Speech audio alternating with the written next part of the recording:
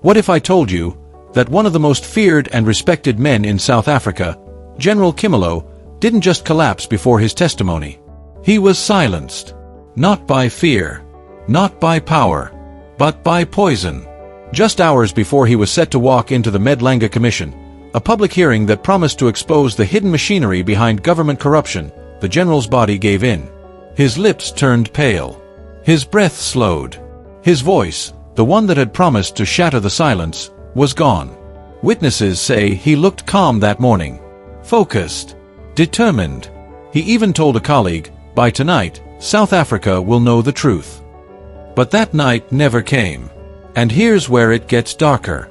The files he was going to present, gone. His security detail, reassigned without explanation. The CCTV footage from his hotel, mysteriously wiped. Coincidence? Or cleanup? I've covered scandals before. But this one feels designed. Like someone planned every move, every silence, every disappearance, to send a message. Because what happened to General Khumalo isn't just a tragedy. It's a signal. A warning to anyone who dares to speak out. And yet, there's something no one is talking about. A single encrypted message, sent from the general's phone moments before he collapsed. 5 words. No punctuation. Just, "If I die, look up." What does that mean? Who was he sending it to? And what secret was he about to reveal that was worth killing for? Stay with me, because by the time this story ends, you won't just be questioning who poisoned General Khumalo. You'll be wondering if the very system meant to protect you is the one pulling the trigger. The Madlanga Commission. A stage set for truth, and perhaps for blood. The nation waited, breath held, hearts uneasy. The hall was packed. Cameras trained on the witness chair. Reporters murmured like waves before a storm. For weeks, South Africa had lived on headlines and whispers, General Khumalo speaks again. The Big Five will fall. Judgment Day. He wasn't just another witness, he was the storm. A man who'd seen power's dirtiest corners, who'd walked through the smoke of cover-ups and come back with scars that told stories no file ever could. Last time, he had left the nation trembling, hinting at a secret network called the Big Five, an invisible alliance of politicians, tycoons, and generals controlling the country from the shadows. This time, he vowed to expose them all. He said he had the proof, documents, voice recordings, private messages, evidence that could make empires fall. But on the morning of truth, the storm went silent. General Khumalo never made it to the stand. And in that silence, the nation felt something colder than fear. It felt the hand of power tightening its grip. It began like any other morning, calm, almost ordinary. General Khumalo walked into the day with quiet confidence. His suit pressed, his notes in hand, a faint smile beneath the weight of what he was about to do. Witnesses remember him laughing with his security detail, sipping his usual cup of tea, the same tea he'd had for years before every major hearing. Nothing seemed off. Nothing, except how calm he was before the storm. And then, just before noon, everything changed. Khumalo stumbled mid-step, gasped for air, and crumpled to the ground. His hands shook violently. His face turned pale. Within seconds, panic rippled through the corridor. He was rushed to a private clinic under tight security. But by the time reporters caught wind of it, the headlines had already rewritten the story. General Khumalo too ill to testify. Session postponed. Just like that, the man who was about to expose South Africa's darkest secrets was silent. And the nation realized, maybe this wasn't illness at all. It could be a warning. At first, the statement was simple, a sudden illness. But behind those polished press releases, the whispers began. Not whispers of concern, whispers of warning. Inside government corridors, people spoke in lowered voices. They said this wasn't an accident. It was a message. One investigator, who later refused to go on record, told me quietly. He wasn't sick that morning. Someone made sure he wouldn't speak that afternoon. Poison.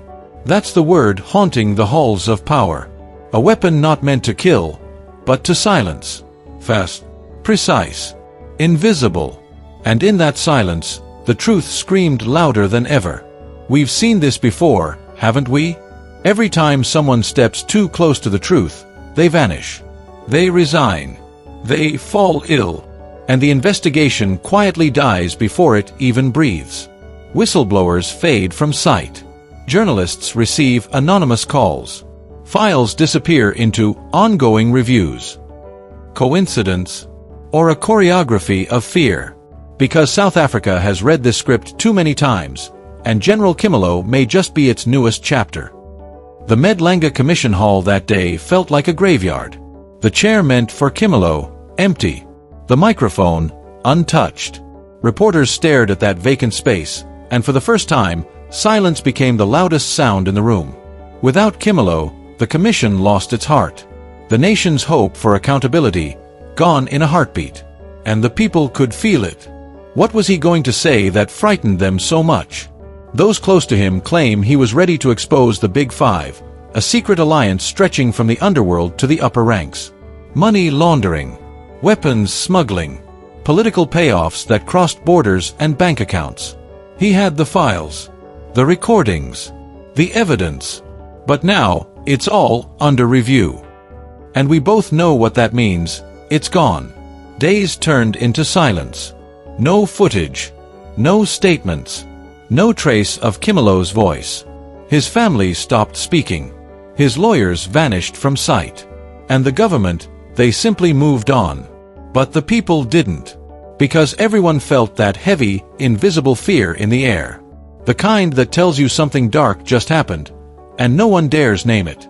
If, and it's a big if, General Khumalo was poisoned, then the message couldn't be clearer: speak and you will pay. This was never just about silencing one man. It was about sending a signal to every truth-teller, every reporter, every citizen watching this story right now. Truth has a price. And that price is silence. They thought fear would silence the nation. They were wrong. Because this time, the people are awake. Within hours, social media caught fire. Hashtag Justice for Khumalo trended nationwide, a cry that refused to die down. From Johannesburg to Cape Town, crowds filled the streets. Students, workers, mothers, ex-soldiers, all chanting the same words: no more silence. How many more? They asked. How many more brave voices must fall before someone listens? How many more mystery illnesses before truth itself collapses? For the first time in years, fear gave way to fury. And that fury is spreading. This isn't just another scandal. It's a reckoning. A fight for the soul of a country that's been lied to, stolen from, and silenced for too long. Because this isn't about one poisoned general. It's about whether truth can still survive in a system built to bury it. Truth is fragile, yes.